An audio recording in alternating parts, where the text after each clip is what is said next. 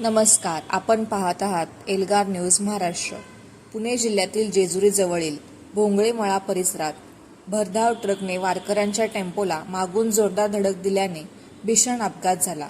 ज्ञानेश्वर माऊलींच्या पालखी सोहळ्यासोबत पंढरपूरकडे जात असताना हा दुर्दैवी प्रसंग घडला असून या दुर्घटनेत 3 महिला वारकऱ्यांचा मृत्यू झाला आहे, तर 8 जण गंभीर जखमी झाले आहेत। या अपघातात राजश्री शंकर भोसले राहणार कसबे डिग्रज, माधवी राजाराम सलगर राहणार मालगाव तालुका मिरज आणि नंदा पवार राहणार कोल्हापूर या 3 महिला वारकऱ्यांचा मृत्यू झाला आहे।